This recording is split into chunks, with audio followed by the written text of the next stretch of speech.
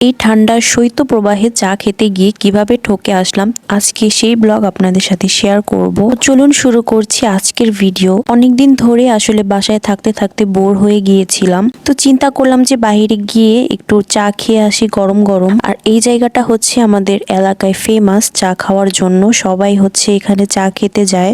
এইখানের কয়েকটা দোকানের চা আমার অনেক বেশি পছন্দের। এই চায়ের দোকানটা হচ্ছে নতুন হয়েছে, এই জন্য এখানকার চাটা ট্রাই করতে গিয়েছিলাম। আর এখানে গ্রাম্য পরিবেশ হওয়া এলাকার মোটামুটি সবাই হচ্ছে এখানে চা খেতে আসে। তো চকচক করিলেই যে সোনা হয় না, সেটার প্রমাণ হচ্ছে আজকে পেয়ে গিয়েছি। আমরা চারজনে হচ্ছে চা খেতে গিয়েছিলাম, যেহেতু অনেক বেশি ঠান্ডা ছিল, কিছুদিন আগে শৈত্যপ্রবাহ ছিল। আর এই দোকানের চাটা এত পরিমাণের বাজে যা বলার বাহিরে। এক একটা চায়ের কাপ হচ্ছে 40 টাকা করে রাখে মালাই চা, অ্যাজ ইউজুয়াল সব দোকানেই, কিন্তু এইখানকার চাটা মনে হচ্ছিল যে পানি খাচ্ছি আর কিছুই না। কাপগুলো ভালো করে খেয়াল করলে হয়তো দেখতে পারবেন যে আমরা চেঞ্জ করে নিয়েছিলাম প্রথমবার, কারণ প্রথমবারের চাটা অনেক বেশি বাজে ছিল। দ্বিতীয়বার যখন চেঞ্জ করে দিয়েছে, দ্বিতীয়বারের চাও হচ্ছে সেম বাজে ছিল। তো যাই হোক, কি করব, তাও কয়েক চুমুক খেয়েছি। মালাই চা ছিল কিন্তু মালাইয়ের নামগন্ধও ছিল না এখানে। খাওয়া দাওয়া শেষ করে আসলে এখানে একটু ছবি তুলেছি। তো চা খেয়ে আমাদের মনটা অনেক বেশি খারাপ ছিল, এই জন্য চিন্তা করলাম যে অন্য একটা দোকানে গিয়ে আরেক কাপ চা খাবো।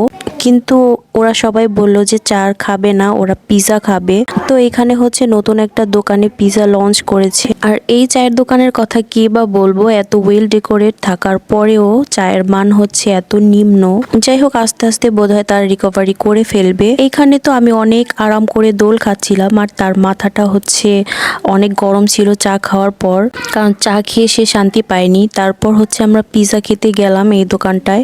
এই দোকানটার চাটা আসলে অনেক মজা। আর এই দোকানে এসে চা খেতে পারিনি, কারণ প্রথমে যখন এসেছিলাম এটা বন্ধ ছিল, তারপর সন্ধ্যার দিকে খুলে দিয়েছে। তো এইটা হচ্ছে আমাদের পিজা। এই পিজাটাও ভালো ছিল খেতে, এটা হচ্ছে উডেন ফ্রাই, তো খেতে অনেক বেশি মজা ছিল। তো চিন্তা করলাম মাঝে মাঝে হচ্ছে এখানে গিয়ে এখন খাওয়া যাবে। এটা অন্যান্য দোকানের থেকে ভালোই বলা চলে। এই দোকানটা আসলে সবসময় রাশ থাকে। পিজা নিয়ে আর কি বলবো, এটা তো অলওয়েজ আমার ফেভারিট। হাজার হাজার ভিডিও আছে আমার আইডিতে পিজা নিয়ে, কারণ এটা আমার অনেক বেশি পছন্দের। এলাকায় এমন কোনো দোকান নেই যে যেখান থেকে আমি পিজা ট্রাই করিনি, but most of the time হচ্ছে আমার পিজা বার্গ থেকেই খাওয়া হয়, ওইটা আমার অনেক পছন্দের। তো খাওয়া দাওয়া শেষ করে হচ্ছে বাসায় এসেছি। বাসার ঠিক সামনে হচ্ছে একটা মেলা বসেছে দেখলাম। বিকেলে কিন্তু এই মেলাটা ছিল না, কিছুক্ষণ আগেই বসেছে। তো চিন্তা করলাম একটু ঘোরাঘুরি করি। তো 5 মিনিট হচ্ছে রাউন্ড দিয়েছি, তারপর বাসায় চলে গিয়েছি।